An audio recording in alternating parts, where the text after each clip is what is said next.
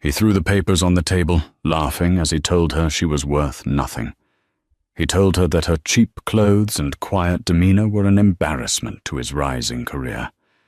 He thought he was trading up, leaving his boring housewife for the flashy daughter of his CEO.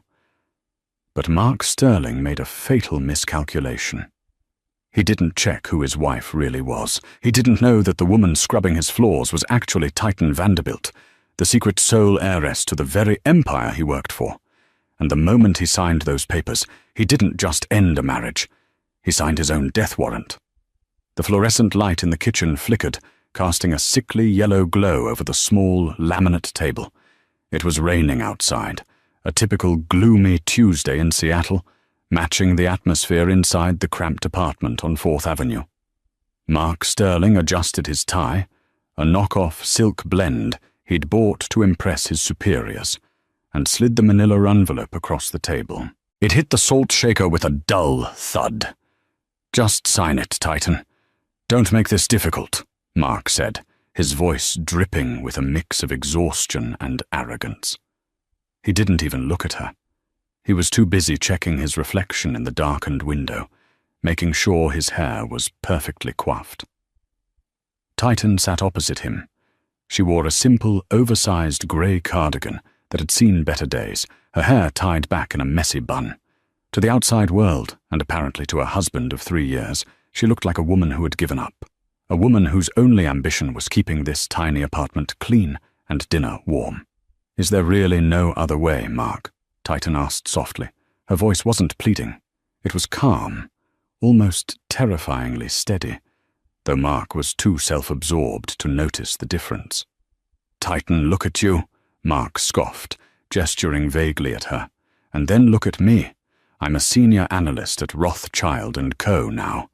I'm going places. I have dinners with executives. I have galas in the Hamptons to attend next month. And you? I'm just your wife," she finished for him. "You're an anchor," Mark corrected, his tone harsh. "I need someone who fits my future. Jessica fits my future." Titan looked down at the papers. Jessica Thorne, the daughter of the regional director at Mark's firm.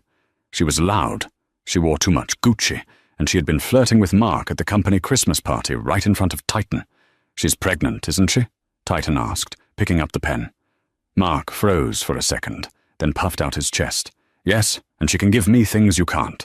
Connections, status, a father-in-law who can make me a partner by 30. You barely scraped by with that waitressing job when we met. I tried to save you, Titan. I really did. But you're just not elite material." Titan uncapped the pen. A faint, almost imperceptible smile touched her lips. It wasn't a smile of sadness. It was the smile of someone watching a child play with a loaded gun. "You're right, Mark," she whispered. "I'm not the material you think I am." "What was that?" "Nothing," she said, louder this time. "I hope you get everything you deserve." She pressed the pen to the paper. Titan Sterling. With a quick, fluid motion, she signed the divorce decree. She waived her right to alimony. She waived her claim on their shared assets, which mostly consisted of Mark's leased BMW and his debts anyway. She left with exactly what she came in with. Nothing. Or so he thought. "Done," she said, sliding the papers back. Mark snatched them up, a grin spreading across his face. He checked the signature, relief washing over him. Finally. You should really find a man more your speed. Maybe a mechanic or a barista? Someone simple? He stood up, checking his watch, a flashy chronograph he'd bought on credit. "I'm meeting Jessica at Le Bernardin. I need to pack a bag. I'll be out by tonight. You can keep the lease. I paid rent through the end of the month. Consider it a parting gift." He walked into the bedroom, whistling. Titan remained at the kitchen table. She listened to the sound of him throwing clothes into a suitcase. She didn't cry. She didn't scream. She reached into the pocket of her frayed cardigan and pulled out a phone. It wasn't the cracked iPhone 8 Mark allowed her to use. It was a sleek, black satellite phone, the kind used by heads of state and military contractors. She dialed a single number. "Status?" A deep voice answered instantly on the other end. "It's done, Arthur," Titan said.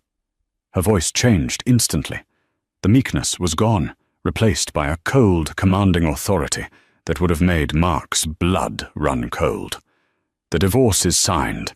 He's leaving now." "Very good, madame," Arthur replied. "The board of directors has been waiting for your signal. The acquisition of Rothschild & Co. is pending your final authorization. Shall we proceed?" Titan looked at the closed bedroom door, listening to Mark humming as he packed to leave her for a woman he thought was rich. "Proceed," Titan said. "Buy it all. And Arthur, bring the car around. I'm tired of playing the poor housewife." Mark left 20 minutes later. He didn't say goodbye. He just dragged his suitcase to the door, paused to look at the apartment with disdain one last time, and walked out. He didn't notice that Titan was already standing by the window, watching him get into his Uber.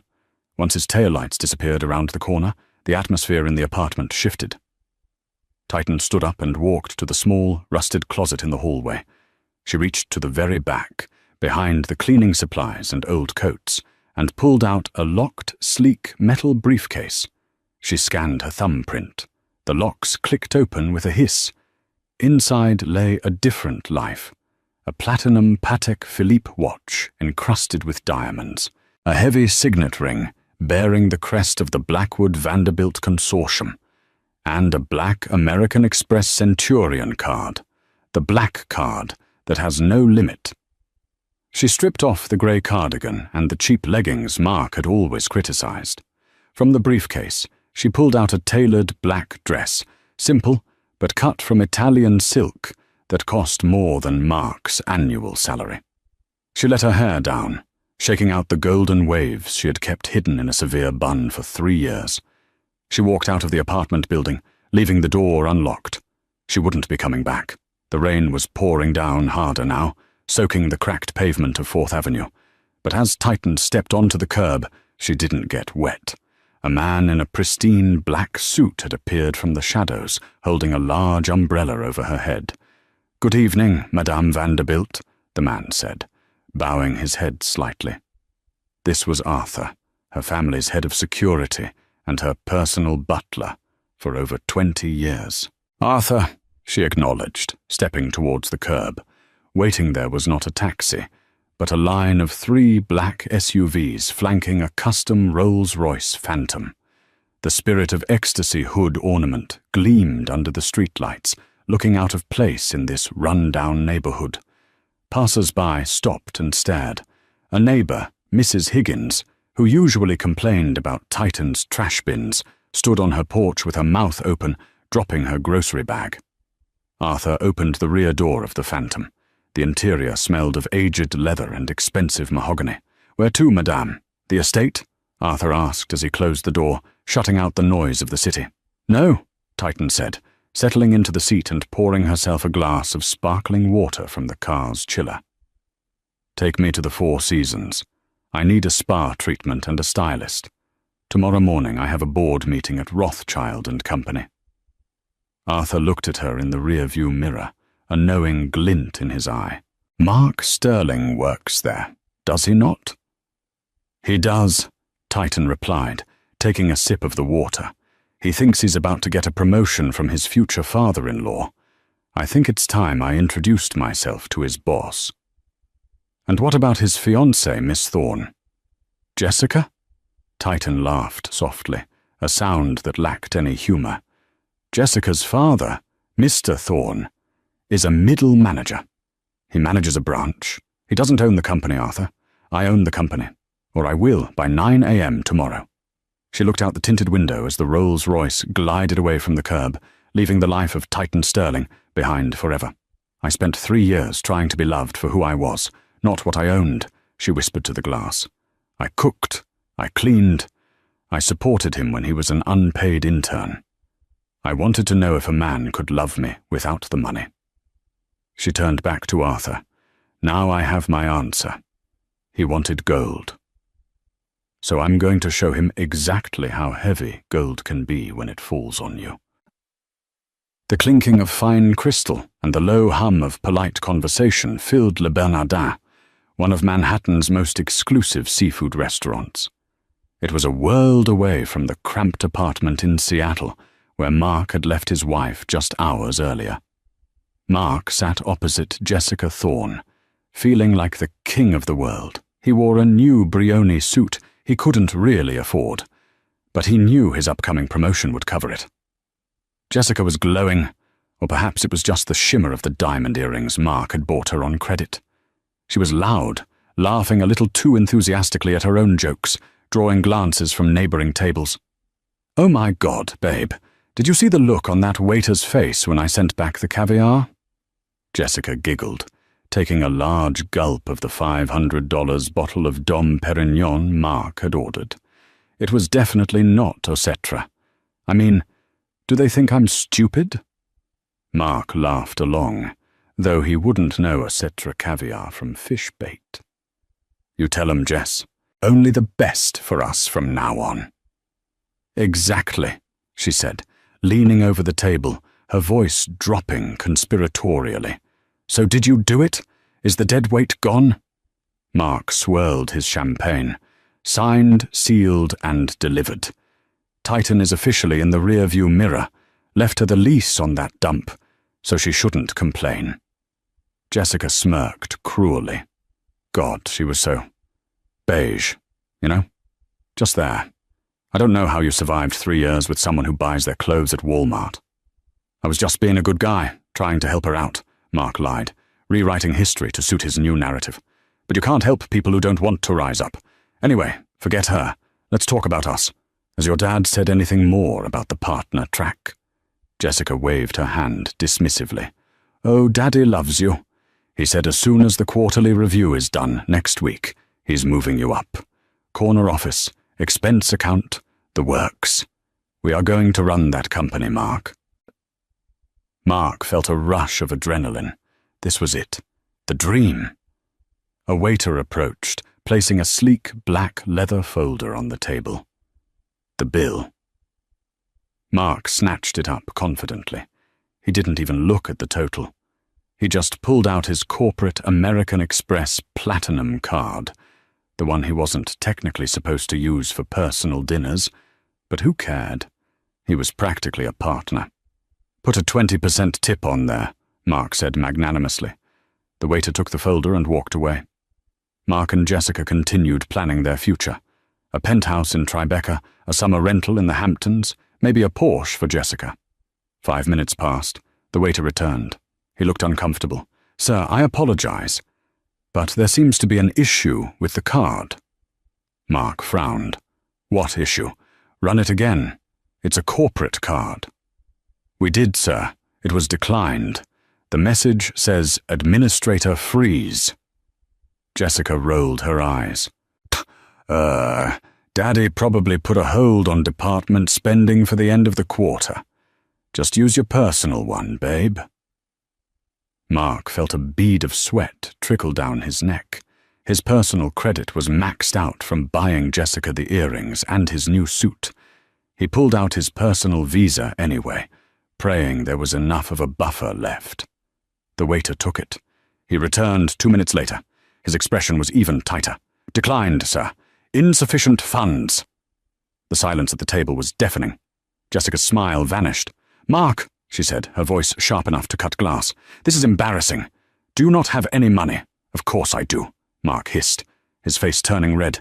"It must be a bank error. I just transferred funds yesterday." He was lying. "We can try another card," the waiter suggested weakly. "I don't have another card on me," Mark snapped. He looked at Jessica. "Babe, can you get this one?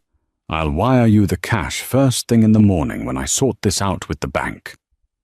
Jessica stared at him in disbelief. The facade of the adoring fiancé cracked. "Are you serious? You bring me to a 3-star Michelin restaurant to celebrate dumping your poor wife, and you want me to pay? That is so tacky, Mark." She aggressively dug into a Gucci purse and threw her own credit card at the waiter. Just take it. God. Mark felt about 2 inches tall. Jess, I'm sorry. It's just a technical glitch. Whatever, she huffed, pulling out her phone and scrolling through Instagram, ignoring him. Suddenly Jessica's phone started vibrating violently on the table. It was her father, Roger Thorne. She answered, annoyed. Daddy? We're at dinner. What is it? Mark watched as the colour drained from Jessica's face. Her jaw dropped. What? Slow down. I can't understand you. Who? What do you mean, escorted out? She looked up at Mark, her eyes wide with genuine panic. Daddy, what are you talking about? What happened to the company? She listened for another 10 seconds, then dropped the phone onto the table. It clattered against the empty champagne flute. Jess? What's wrong? Mark asked, reaching for her hand. She snatched her hand away as if he were contagious. She pointed a trembling finger towards the bar area near the entrance of the restaurant. A large television screen was tuned to Bloomberg TV. Mark turned around.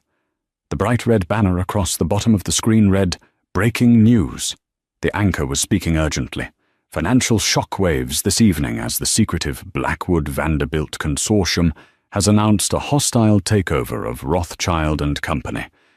The deal, rumoured to be executed in a matter of hours today, has resulted in the immediate suspension of Rothschild's entire executive board, pending an internal audit by the new ownership. Mark felt the room spin. Blackwood Vanderbilt, who are they? Jessica was hyperventilating. They're like the financial mafia, Mark. Nobody knows who runs it. They buy companies, strip them down, and fire everyone. She looked at him with pure venom. My dad just got fired. Security just escorted him out of the building. He said all employee accounts have been frozen. That's why your card didn't work, you idiot. Fired? But Roger is a regional director, Mark stammered, his dreams crumbling in real time. If he's out, what about my promotion? Jessica grabbed her purse and stood up. Your promotion? Mark, my dad is going to jail if that audit finds the kickbacks he's been taking. Our assets are probably going to be seized. I don't have time for your promotion. Where are you going? Mark pleaded, standing up too. I'm going home to deal with real problems, she spat. Don't follow me, and figure out how to pay me back for dinner. She stalked out of the restaurant, leaving Mark alone at a table covered in expensive remnants of a celebration that had just turned into a wake for his career. He looked at the TV screen again. The anchor continued. The identity of the sole heiress to the Blackwood Vanderbilt fortune remains a closely guarded secret, but sources say she has personally arrived in the city to oversee the dismantling of Rothschild's current leadership. Mark slumped into his chair. He had no wife, he had no girlfriend, and it looked like by tomorrow morning he would have no job. He just didn't know that the person holding the axe was the woman he'd left in the rain hours earlier. The lobby of Rothschild & Co.'s towering glass headquarters in downtown Seattle was usually a cathedral of hushed efficiency. Today, it was a disaster zone. It was 8:45 a.m. Mark had barely slept. He was wearing the same suit from the night before, now wrinkled, and his eyes were bloodshot. He stood near the security turnstiles, nursing a lukewarm coffee, surrounded by dozens of other panicked employees, whispering nervously. I heard they fired the CEO at 3 a.m. via email, one junior analyst whispered. I heard the new owner is some ancient European billionaire who hates Americans, another replied. Mark spotted Roger Thorne, Jessica's father, near the elevators. Roger looked 20 years older than he had yesterday. His usually pristine suit was disheveled, and he was sweating profusely despite the air conditioning. Jessica was next to him, looking pale and angry, refusing to make eye contact with Mark. Mark walked over to them, desperate for any information that could save his skin. Roger, Jessica, Mark said, trying to sound confident. What's the latest? Surely this is just a shake-up at the very top. Middle management and senior analysts like us should be fine, right? Roger glared at Mark. You fool. Nobody is fine. My access badge doesn't work. My computer is locked remotely. They are scrubbing everything. But who are they? Jessica demanded, her voice shrill. Who does this to people? Before Roger could answer, the massive revolving doors at the front of the lobby stopped moving. The ambient noise in the lobby died instantly. 4 large men in tailored black suits entered first. They weren't normal building security. These men moved with the disciplined precision of Secret Service agents. They fanned out, securing the pathway from the door to the executive elevator bank. Then Arthur walked in. He stood tall, impeccable in his suit, looking around the lobby with an air of distaste, as if he smelled something unpleasant. Finally she entered. The woman who walked through the doors bore no resemblance to the Titan Sterling who had scrubbed Mark's toilet yesterday. This woman was wearing a structured white Alexander McQueen power suit that accentuated her height and authority. Her hair, no longer a messy bun, was a cascade of perfectly styled golden waves that caught the lobby lights. She wore oversized dark sunglasses and carried a Hermes Birkin bag made of Himalayan crocodile skin, a bag worth more than Mark's entire 4-year cumulative salary. She walked with a confident, predatory stride, looking neither left nor right. The sound of her Jimmy Choo stilettos clicking on the marble floor echoed like gunshots in the silent lobby. A gasp rippled through the crowd. People recognized the power, the wealth dripping off her, even if they didn't know her face yet. Mark stared, his brain short-circuited. He recognized the walk, he recognized the chin. But it was impossible. Titan? He whispered, the word barely escaping his throat. He pushed past Roger and took a few steps towards the center aisle where she was walking. Titan didn't stop. She didn't even turn her head. Titan! Mark called out louder, confusion and a bizarre sense of ownership overtaking his fear. Titan, what are you doing here? You can't just walk in here like this. He stepped directly into her path, blocking her. The 4 security guards instantly closed in, but Titan held up a hand, stopping them. She slowly took off her sunglasses. Her eyes were cold, harder than diamonds. She looked at Mark not with anger, but with the total indifference one might show a cockroach on the sidewalk. "Excuse me," she said, her voice crystal clear, carrying through the silent lobby. "Do I know you?" Mark was stunned. "Do you know me? Titan, stop playing games. It's me, Mark, your husband. Well, ex-husband as of yesterday. Look, I know you're upset about the divorce, but dressing up and crashing my office isn't going to win me back. You're making a scene. You need to leave before security throws you out." Roger Thorne stepped up beside Mark, trying to exert his last shred of authority. "Yes, young lady, this is private property. I don't know who you think you are, but you are trespassing during a corporate crisis." Titan looked from Mark to Roger, a dry smile touching her lips. "Arthur," she said calmly, without looking away from them. Arthur stepped forward, holding an iPad. "Yes, Madame Vanderbilt." The name hit the lobby like a bomb. Vanderbilt. Mark's jaw dropped. Jessica let out a small squeak of horror. Roger looked like he was having a heart attack. "Vanderbilt?" Mark stammered. "What? No. Your name is Titan Sterling. Your maiden name was Titan Davis. You worked at a diner. My name," she corrected him, her voice icy, "is Titan Sophia Blackwood Vanderbilt. Davis was the name on the fake ID I used to see what it was like to live a normal life. To find someone who loved me for me." She took a step closer to Mark, invading his personal space. The scent of impossibly expensive perfume washed over him. "I found you, Mark. I thought you were different. I thought you were kind, ambitious, and real. But for 3 years I watched you turn into this." She gestured vaguely at his wrinkled suit and desperate face. A shallow, grasping little man, desperately trying to climb a ladder that I own. She turned to Roger Thorne, who was trembling. "Mr. Thorne, you are the regional director responsible for the Northwest Division, correct?" "Yes, ma'am," Roger squeaked.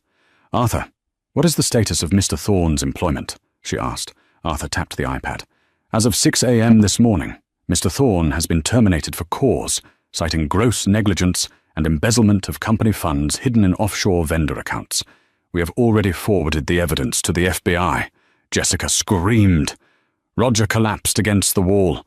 Titan turned back to Mark, who was paralyzed with terror. "And you, Mark," she said softly, "my anchor. You wanted someone elite to help your career. Well, here I am. I'm the most elite person in this entire zip code." She leaned in close, so only he could hear the final nail in his coffin. "You wanted to trade up, darling. But you didn't realize you were already sleeping next to the bank, and you just overdrew your account forever." She straightened up, put her sunglasses back on, and brushed past him as if he didn't exist. "Come along, Arthur. We need to fumigate the executive suite before I occupy it." She walked towards the elevators, the doors parting instantly for her. Mark was left standing in the middle of the lobby, the eyes of hundreds of co-workers staring at the man who had unknowingly divorced a trillionaire owner of their company. The silence in the lobby following Titan's departure didn't last long. It was broken by the sound of sirens wailing outside, growing louder with every second. Mark stood rooted to the spot, his face burning. The whispers around him had turned into open jeers. He could hear snippets of conversation from the reception desk. "That's the guy? He dumped the owner? What a moron." Jessica was the first to snap. She shoved Mark hard in the chest, nearly knocking him over. "You idiot!"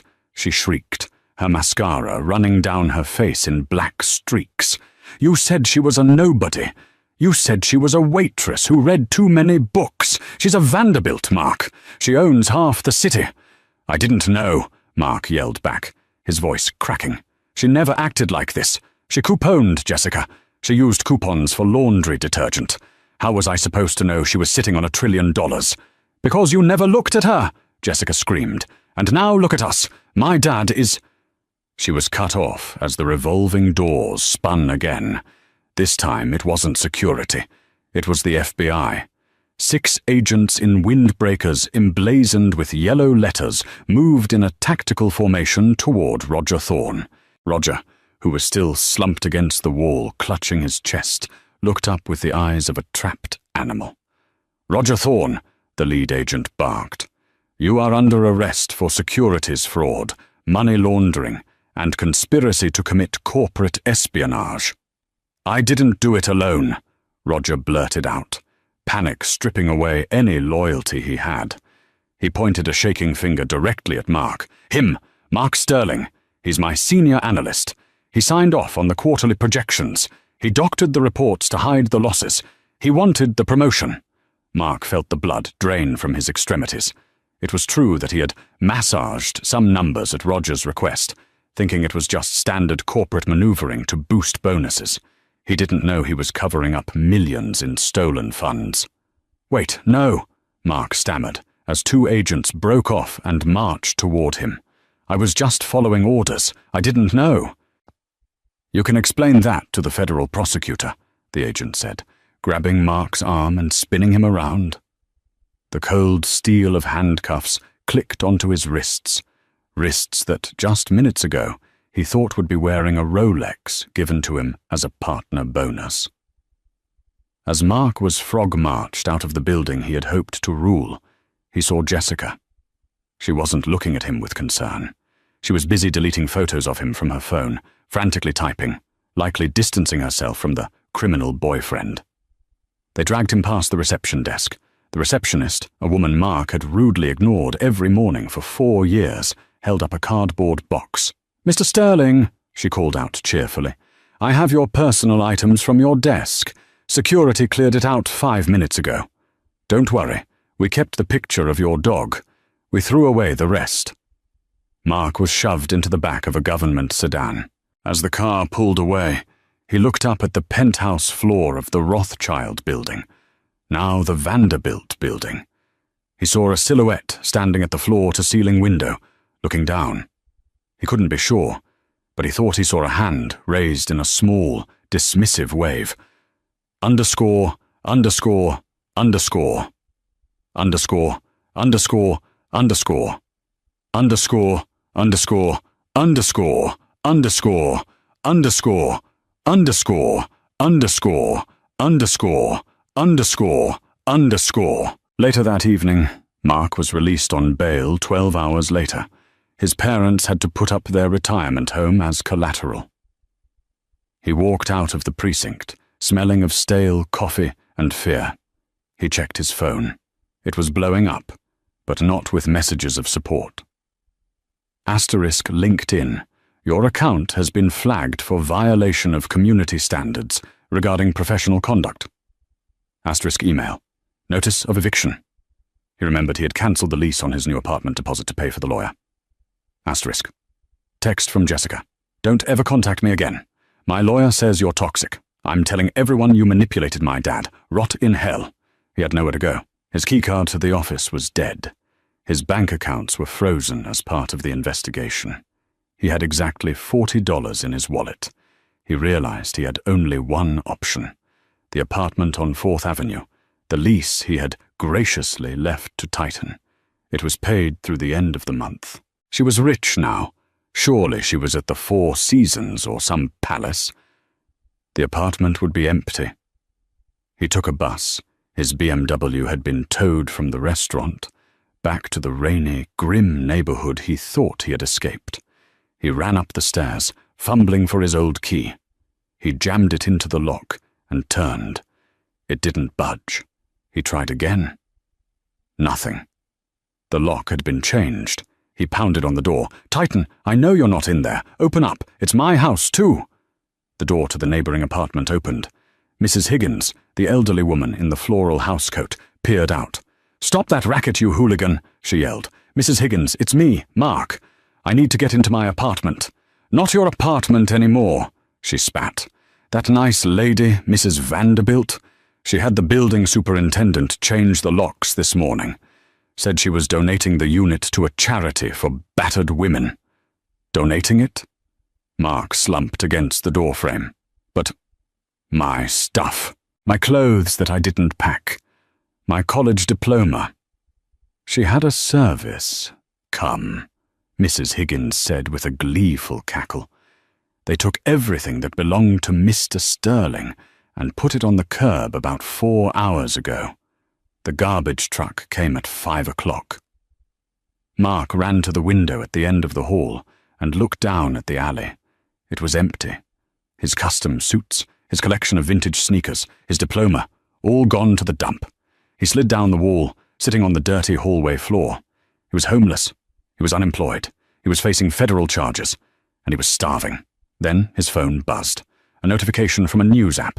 Vanderbilt heiress announces new charity initiative, the Sterling Grant, a fund dedicated to helping spouses recover from financial abuse and narcissistic partners. Mark threw his phone across the hall. It shattered against the opposite wall. 3 weeks later, Mark sat in the cramped office of Saul Goodman wannabe lawyer, Barry the Bulldog Higgins, no relation to the neighbor. The office smelled of cheap cologne and desperation. Mark looked terrible.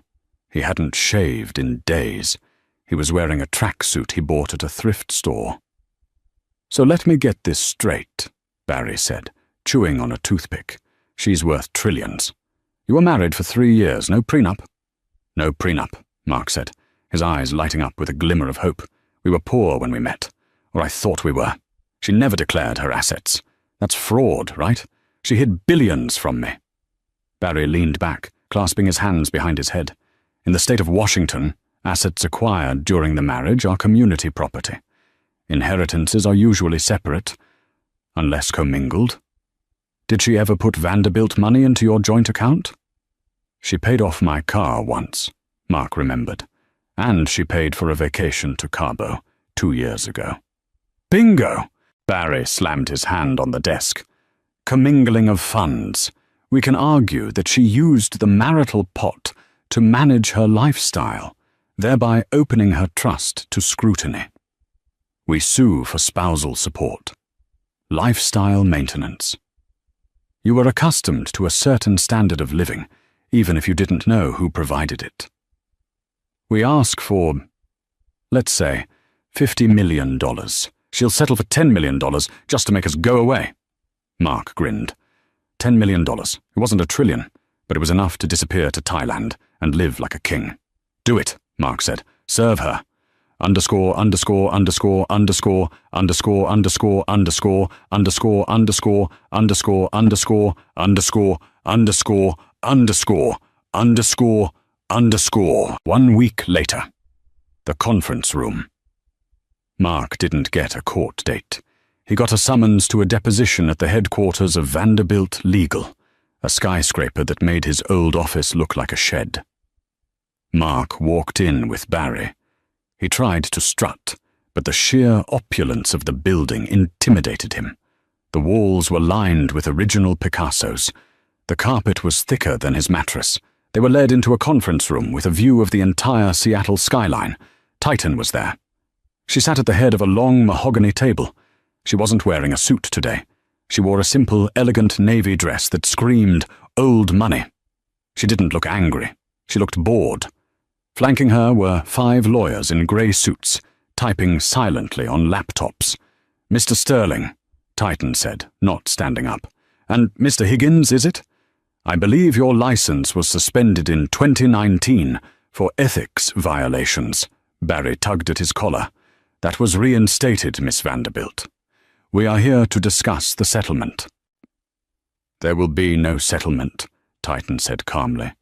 "Now listen here," Barry started, trying to bluster. "You committed fraud by concealment. You hid assets.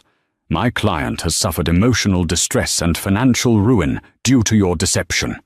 We want $50 million, or we take this to the press. Trillionaire deceived poor husband. The public will hate you." Titan laughed. It was a genuine, amused laugh. She tapped the intercom button. "Arthur, bring in the file." Arthur entered, carrying a single piece of paper inside a plastic protector. He placed it in front of Mark. "Do you recognize this, Mark?" Titan asked. Mark looked down. It was the divorce decree he had signed in the kitchen that rainy night. "Yeah, so. I signed it under duress. I didn't know the facts." "Read paragraph 4, subsection B," one of Titan's lawyers said sharply. Mark squinted at the fine print. "The undersigned, Mark Sterling, hereby knowingly and voluntarily waives any and all rights to discovery of assets, known or unknown, held by the petitioner, Titan. The undersigned acknowledges that he has mocked the petitioner's financial standing and specifically requests a clean break with no financial entanglements, explicitly stating, 'I want nothing from you but to be gone.'" Mark froze. He remembered saying that. He remembered laughing while he said it. You recorded that." "I record everything, Mark," Titan said, "and the document you signed. That wasn't a standard legal Zoom form. I had my team draft that 6 months ago, when I first realized you were cheating on me with Jessica. It's ironclad. You waived your right to my money, specifically because you were so sure I didn't have any." "But the commingling," Barry shouted. "You paid for his car." "From a joint account where I deposited my waitressing tips," Titan countered. "Not a penny of Vanderbilt money ever touched your accounts. My trustees made sure of that. I lived on minimum wage for 3 years to see if you were worth it. You weren't." Titan stood up. The room temperature seemed to drop 10 degrees. "Here is my counteroffer," she said. She slid a folder across the table. Mark opened it. It wasn't a check. It was a lawsuit. Titan Blackwood Vanderbilt versus Mark Sterling. Damages for emotional distress, defamation, and reimbursement of living expenses for 3 years. "I kept receipts, Mark," Titan said, her voice dropping to a dangerous whisper. "Every rent check, every grocery bill, every time I paid for your dry cleaning while you were out with Jessica. You lived off me, the waitress, while you saved your salary for your affairs. I want it back, with interest." "I don't have any money," Mark screamed, tears of frustration stinging his eyes. "You know I don't." "Then I'll take your future," Titan said simply, "and this lawsuit will hang over you for the rest of your life.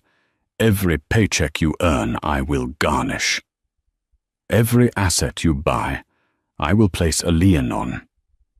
You will never own anything again until you pay me back every cent you took from the woman you called useless." She turned to walk away, then paused at the door. "Oh, and Mark, the FBI called. They found the emails where you authorized Roger's offshore transfers. You might want to save your energy for federal prison. I hear the accommodations are humble. Just your speed." She walked out. Arthur followed, closing the heavy oak door with a definitive click. Mark looked at Barry. Barry closed his briefcase. "I'm quitting. You can't pay me. Good luck, kid." Mark was left alone in the conference room, staring at the panoramic view of a city he used to think he could conquer, realizing he was now just a speck of dust on its windshield. The descent didn't happen all at once. It wasn't a cliff Mark fell off. It was a slow, suffocating slide into the mud. The week after the deposition at Vanderbilt Legal, the reality of Titan's counter-lawsuit hit Mark with the force of a freight train. He expected a settlement. He expected her to throw money at him just to make him go away. He hadn't calculated for the one variable that money couldn't buy, a woman's scorn. Titan didn't just sue him, she dismantled him. Her lawyers obtained an emergency freeze on his remaining assets, which amounted to a checking account with $412 and a 401k he had barely started. They garnished his wages before he even had a job to garnish.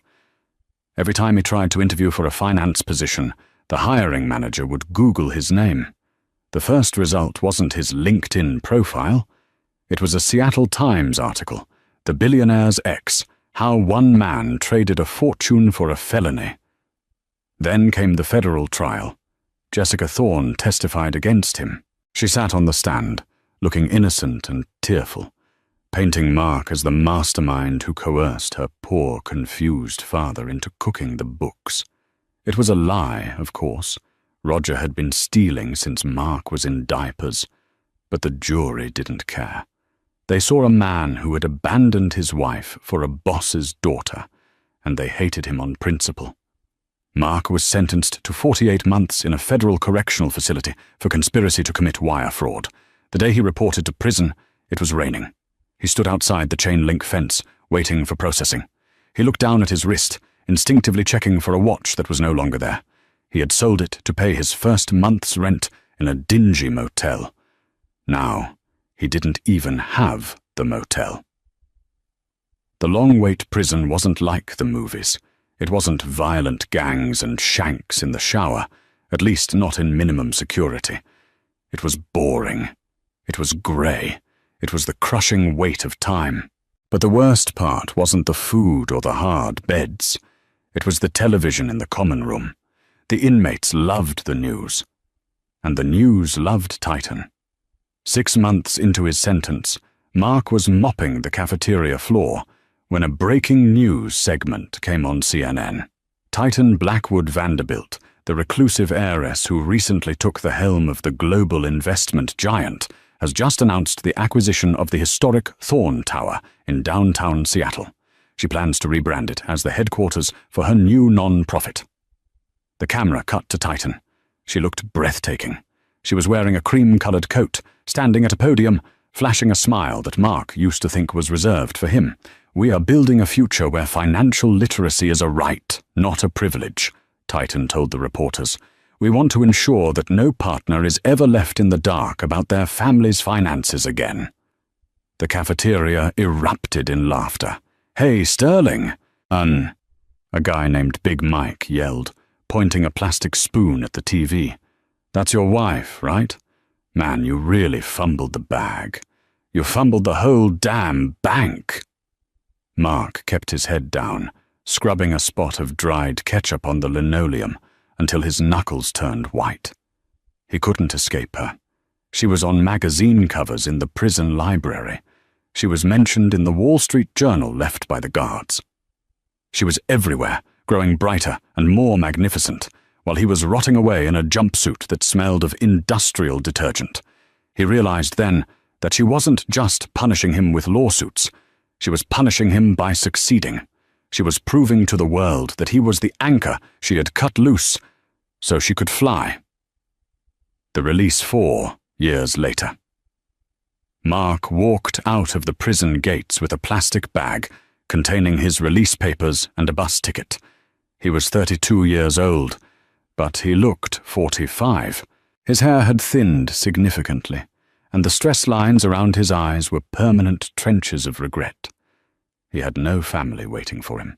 His parents, humiliated by the scandal and the loss of their home, had moved to Florida and stopped answering his calls 2 years ago. Jessica was long gone. Rumor had it she married a plastic surgeon in Los Angeles. Mark Sterling was alone. He moved into a halfway house on the outskirts of Tacoma. He applied for jobs: analyst, bookkeeper, bank teller. Rejection, rejection, rejection. Mr. Sterling, a manager at a used car lot, told him, looking at his application with disdain, "You have a federal conviction for fraud. I can't let you near a cash register. I can't even let you near the keys." Desperation forced his hand. He walked into Sparky's Auto Lube, a greasy, run-down garage off the I-5 highway. The owner, a man with grease permanently etched into his skin, didn't ask for a resume. He asked if Mark could work nights and if he could keep his mouth shut. Mark said yes, the night of the ghost. It was a Tuesday in November, a year after his release. The rain in the Pacific Northwest was relentless, a cold sheet of water that turned the world into a blurred watercolor painting. Mark was working the graveyard shift. He was the pit guy, the one who stood in the concrete trench beneath the cars, unscrewing oil pans while hot sludge dripped onto his face. It was grueling, miserable work. He made $14 an hour. Around 9 p.m., the bell in the service bay rang. Mark wiped his hands on a filthy rag and climbed out of the pit. He expected a beat-up Honda or a contractor's truck. Instead, a Phantom sat in the bay. It was a Rolls-Royce Spectre, the new electric model. It was midnight blue, sleek and silent, looking like a spaceship that had crash-landed in this dirty garage. The paint was so polished it reflected the flickering fluorescent lights of the shop like a mirror. Mark froze. His heart hammered against his ribs. Cars like this didn't come to Sparky's. They went to the dealership. The driver's window rolled down. A man in a chauffeur's cap looked out. It wasn't Arthur. Arthur must have retired. This was a younger man, sharp and professional. "We have a low tire pressure warning," the driver said. "We're heading to a gala at the Museum of Flight and can't risk a flat. Can you check it? Quickly, please." "Yes, sir," Mark stammered. He pulled his hat lower over his eyes. He grabbed the air hose and walked around the car. He knelt by the rear passenger tire. The rubber was warm. The rim was made of carbon fiber. As he unscrewed the valve cap, he glanced up. The rear windows were tinted, but the interior lights were on. He saw her. Titan was sitting in the back seat. She was wearing a gown of shimmering silver silk that pooled around her like liquid mercury. A diamond necklace, delicate but clearly worth millions, rested against her throat. She was looking at a tablet, her face illuminated by the soft blue light of the screen. She looked peaceful. The sharp edges of the woman who had destroyed him in the conference room were gone. In their place was a quiet, unshakable confidence, but she wasn't alone. Sitting next to her was a man. He wasn't a business tycoon in a suit. He was wearing a tuxedo, but he wore it with the ease of someone who didn't care about it. He had a kind face, laugh lines around his eyes, and rough, calloused hands that rested gently on Titan's knee. Mark recognized him. Not from the news, but from the neighborhood. It was David. He used to own the small bakery 3 blocks from their old apartment on 4th Avenue. Mark had mocked him once, calling him a flower rat who would never amount to anything. David was whispering something to Titan. She threw her head back and laughed, a genuine, full-throated sound that pierced the glass and stabbed Mark straight in the heart. It was the sound of a woman who was safe, a woman who was loved. "He makes me happy, Arthur," Titan had said to the driver years ago. Mark remembered that. He looked at David. David wasn't rich, or at least he hadn't been. But looking at the way he looked at Titan, like she was the only light in the universe, Mark realized David was the richest man alive. Mark finished filling the tire. His hands were shaking so bad he almost dropped the valve cap. He stood up and tapped on the driver's window. "All set," he croaked, his voice rasping. The driver nodded. "Thank you." Suddenly the rear window rolled down. Mark wanted to run. He wanted to dissolve into the oil-stained concrete. But he couldn't move. He stood there, paralyzed, the rain plastering his cheap uniform to his skin. Titan looked out. She didn't look angry. She didn't look vindictive. She looked at him with the polite, distant curiosity one might offer a stray dog. Her eyes swept over his name tag, Mark, then up to his greased, stained face, his thinning hair, his broken posture. She recognized him. He saw the flicker in her eyes. The memory of 3 years of marriage, of the divorce papers, of the betrayal. Mark held his breath, waiting for the blow, waiting for her to say, "Look at you now." But she didn't. She turned to David, who was also looking out. "Do we have cash, honey?" she asked softly. David reached into his pocket and pulled out a bill. He handed it to Titan. Titan extended her hand out the window. Her manicured fingers held a crisp $100 bill. "Here," she said to Mark. Her voice was kind, impersonal. "Get yourself something warm to eat. It's a cold night." Mark stared at the money. It was the ultimate dismissal. She wasn't yelling at him because he didn't matter enough to yell at. To her, he wasn't the villain of her life anymore. He was just a mechanic in the rain. He was a nobody. He reached out with a trembling, dirty hand and took the bill. Their fingers didn't touch. "Thank you, ma'am," he whispered. "Drive on, please," Titan said to the chauffeur, rolling the window up. The Rolls-Royce pulled away, its taillights glowing red in the mist. Mark watched it go. He watched until it turned the corner and vanished, taking the light, the warmth, and the future he had thrown away with it. He stood alone in the dark, wet service bay. The rain mixed with the grease on his face. He looked down at the $100 bill. It was more money than he had in his pocket. He crumpled it in his fist and fell to his knees. A guttural scream tore from his throat, a sound of pure, unadulterated loss that echoed off the metal walls of the garage. He had signed the papers, mocking her. He had called her poor. He had left her for a better future. And now he was exactly where he belonged. In the mud, holding the charity of the wife he threw away, realizing too late that she had been the only thing of value he ever held. And that, my friends, is the devastating end of Mark Sterling. He spent his life chasing gold, convinced that his worth was measured by the status of the people he associated with. He was so blinded by the glitter of a fake life that he couldn't see the diamond he held in his own hands. Titan didn't destroy him with a gun or a weapon. She destroyed him with the truth. She let him experience the world exactly as he had designed it, cold, transactional, and unforgiving. The ending wasn't about revenge, it was about reality.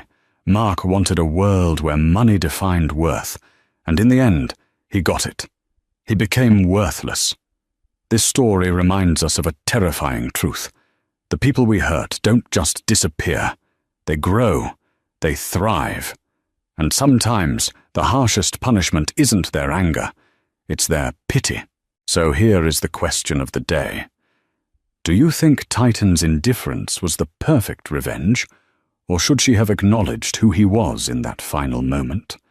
Was giving him that $100 bill an act of kindness, or the ultimate insult?